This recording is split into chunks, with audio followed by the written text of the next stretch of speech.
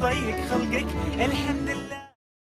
Assalamu alaikum wa rahmatullahi wa barakatuh, and welcome back to Dawn Mountains. One can play on the words in terms of new dawns in our lives, etc., etc.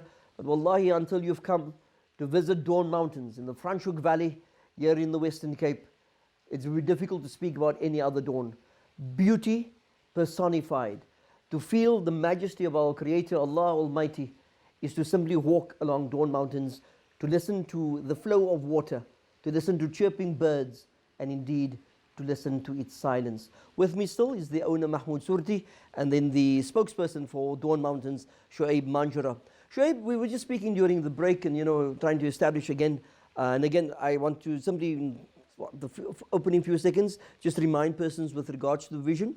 But then you were also saying that the musalla that we are sitting in is the only one that exists on this particular road, and in fact it's open to the public, so that literally somebody can pull in off the road without any reservations at the restaurant or worry about the venue in terms of weddings and conferences, but come and perform his salah here. Is that correct? That's correct. So, for people who are driving past during salah periods and want to pray salah, you probably go to the wudu facilities there, yes, which is magnificent. So that's provided as well. That's provided. The wudu facilities are provided. And this is a musallas for people to come and pray at any time of the day. Sure. So it's the only musalla between Franschhoek and Paarl, and this way going to Stellenbosch. Sure. So it's ideally located, and people are always looking for places to pray.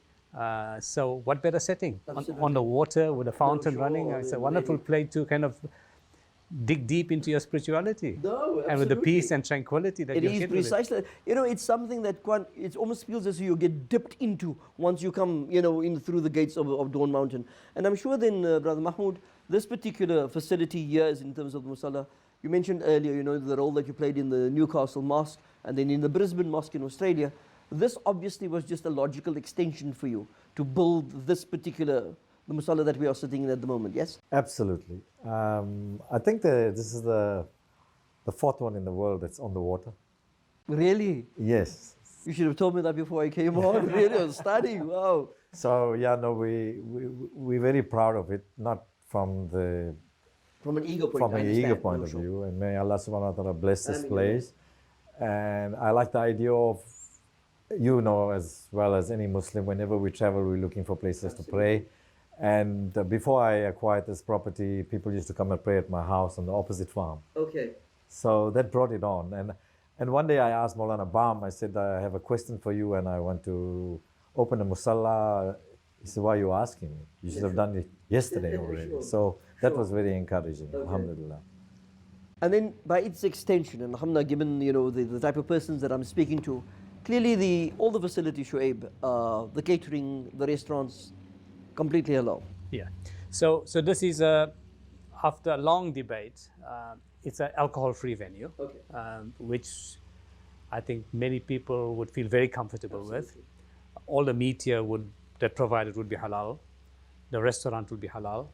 So in a sense, it's not a halal-friendly, but it's a halal venue, entirely halal.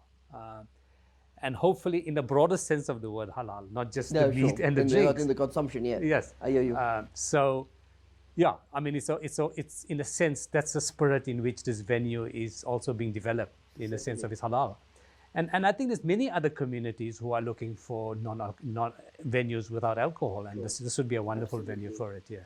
Because I don't think, I think maybe our viewers up north who are unfortunate to not be in this stunning setting, would understand sometimes the challenge that we have in the Western Cape to actually find a place that exists with this amount of beauty that we can go with peace of mind and say, well, everything over here was above board in terms of what I will consume, what I will imbibe as being halal.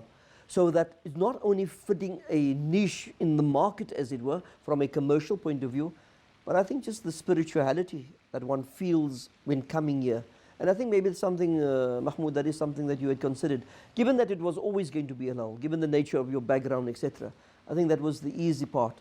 But you want to move beyond just the feeding and the drinking of halal, yes. But the notion of, because I'm trying to link this to you being a farmer. There are not enough of our people who go out into nature and do nothing. It's easier for us to get stuck in the urban rat race, don't you think?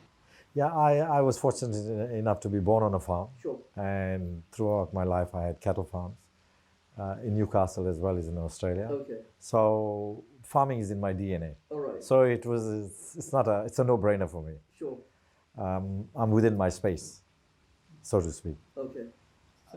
I also would like to appeal to other partners or people that want to come and join me. Sure. In the venture and give me ideas or partner with me or whatever. Okay. I have a very open mind, as long as it's dawah focused and it's for the community. It's giving back. I think, quite honestly, in this, the sense of, giving back, or some people say paying forward, etc. But to have someone, alhamdulillah, who's been successful by Allah's mercy and grace, and obviously your hard work and efforts, to come back and create something like this, that the aim, dawah, but through empowerment by uplifting humanity, irrespective of color, race, creed, and religion. Absolutely. And I think that's important. So Ashraf, if you look at, we spoke about no musalla between Stellenbosch, Franschhoek and Paarl in this kind of valley, but also there's no halal restaurant for people who've got a very strict definition of halal. Sure. So it's a wonderful place for them, and hopefully we move beyond simple halal to halal and tayyiba, which is halal and good, and hopefully at some point we would move to an eco-friendly environment, organic environment, and this venue would cater for that kind of community as well. Sure.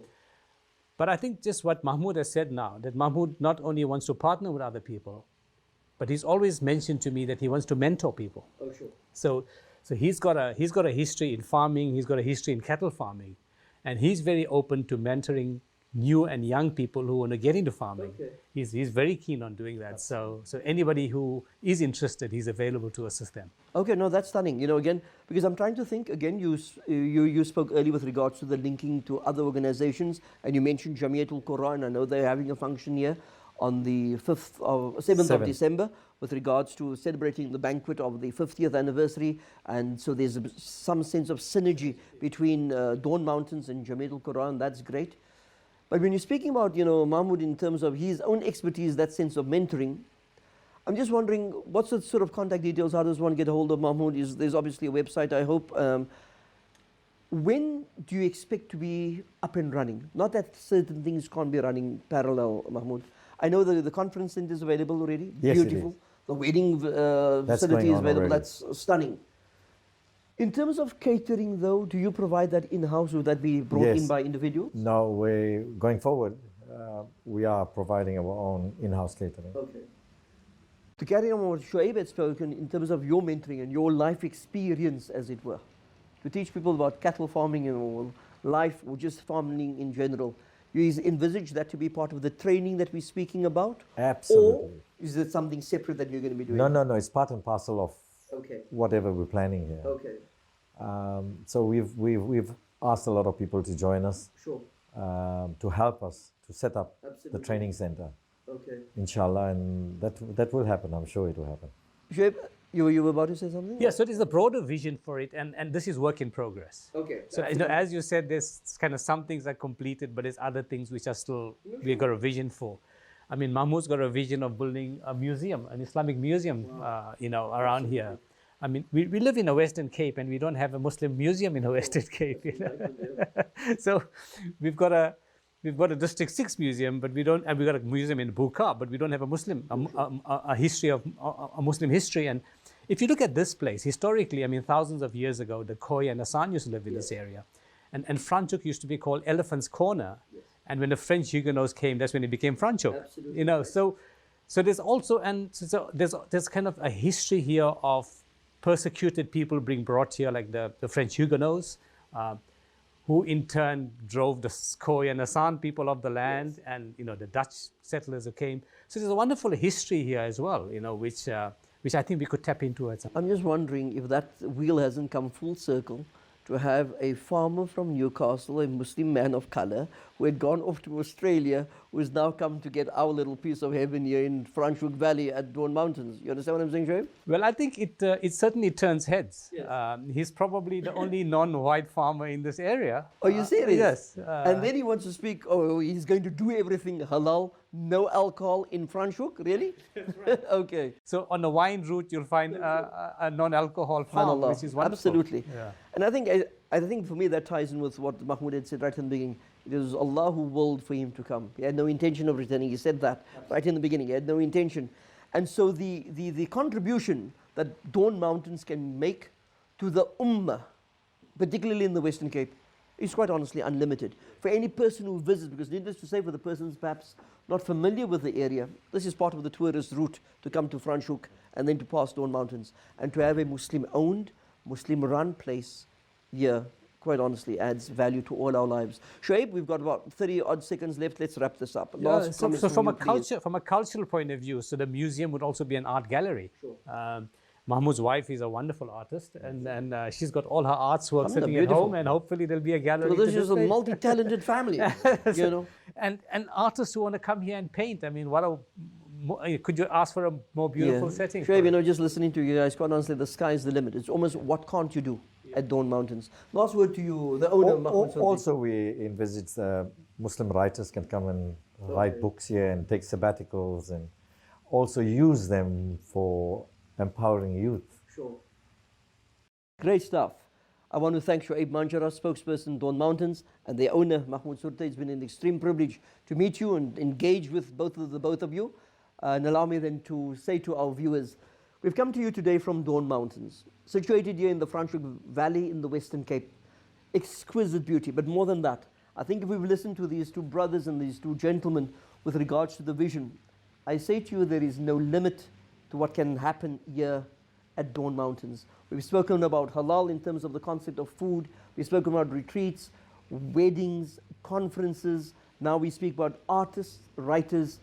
And so you need to ask yourself, when will you be coming to Dawn Mountains? And perhaps it might even be a new dawn in your own life.